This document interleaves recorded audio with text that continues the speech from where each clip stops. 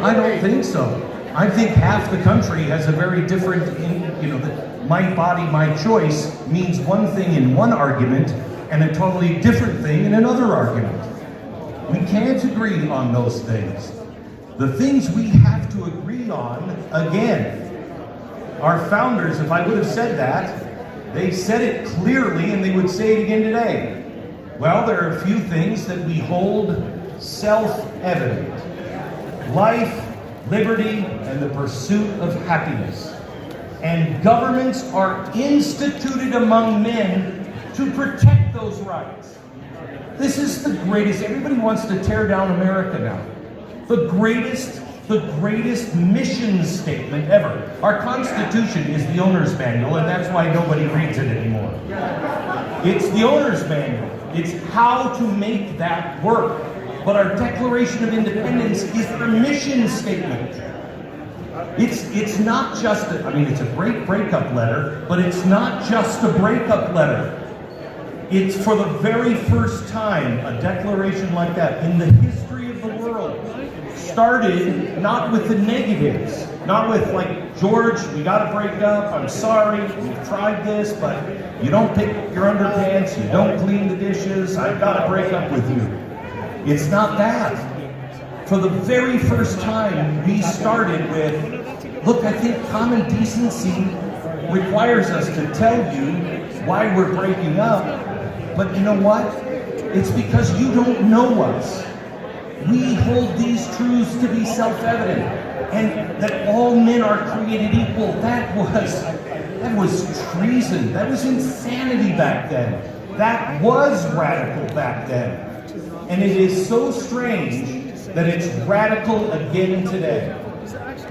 And they've laid the entire mission statement out. We believe these things, and then government is instituted among men to protect those rights. And if that government falls astray and is not protecting those rights, it is the citizens' duty to throw off the shackles and the chains of that government, but not just do anything. This is what everybody misunderstands. You can't just break up. You can't leave the union unless you have an idea that will protect those stated rights better. And I have not heard anyone come up with a better way to protect rights than our U.S. Constitution. We just need to applaud it.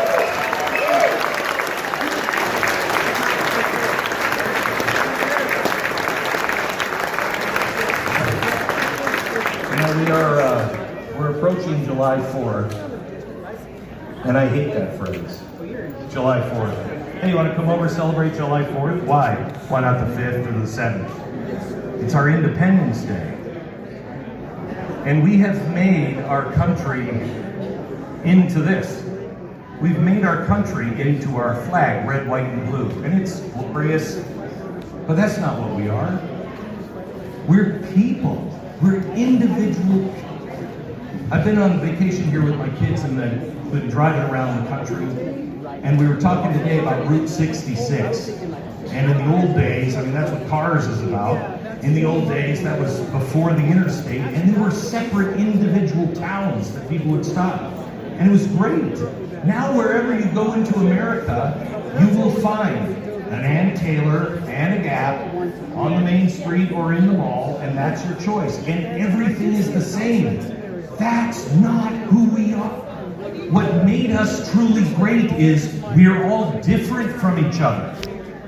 And all that we agree on, really, that's important, is just that, look, you do you, boo, I'll do me. You do what you do. Don't steal from me. Don't steal from anybody else. Don't wreck somebody else's life. Just be honest and true. And let's live side by side. That's what we have to get back to again. And we have to get back to understanding real diversity. Real diversity. Not the diversity that everybody is talking about now. That's not diverse. That's goose-stepping into I don't know what. But it's not the diversity that we need. I really don't care. I don't think you do either. I really don't care what color you are. I don't care about who you're sleeping with. I care about what's up here and what's in here.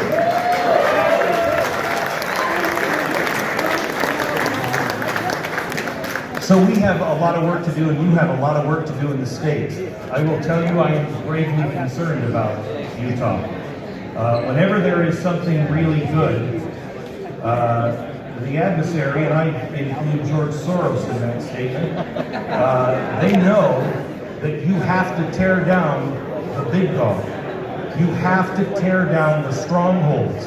Because if you can tear down the stronghold, every other weak one will just fall because they'll be afraid. And that's happening to Utah.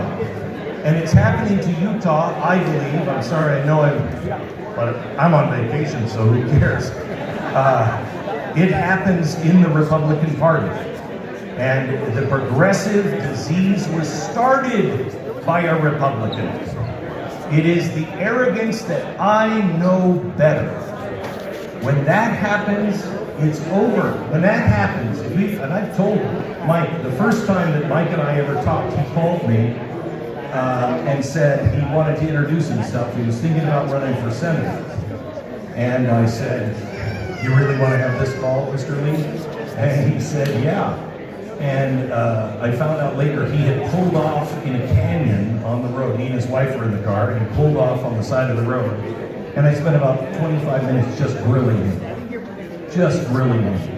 And the last thing I asked him was, "How is your soul? What is your soul? Do you have real connection and a handle on your soul and who you serve? Because it's worse than you think it is." I was convinced then that Mike had a handle on his soul.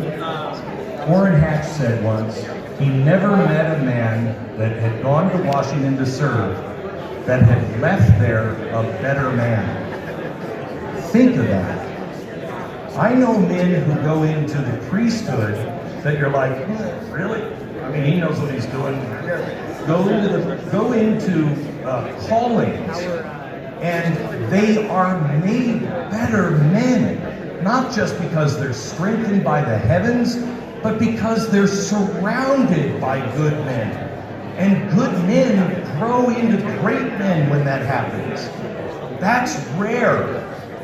Mike and Chris Stewart, I know, is here tonight. There's a few of them that are really, truly great men who are alone. Please, please pray for them, because they are alone. But I want to leave you with a sign of hope, because they should be. Are you ready for that? No, not yet.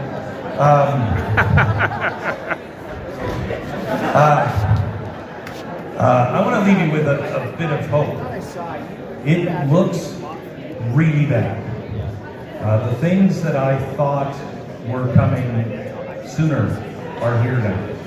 These are the things that I talked about that I believe the Lord showed me in 2008, 9, 10, and 11. And I was kind of starting to think, maybe I was just hearing, that was just making this stuff up. I was wrong on these things. But I know it was the Lord's voice, and we are at these days now. And the best thing is not...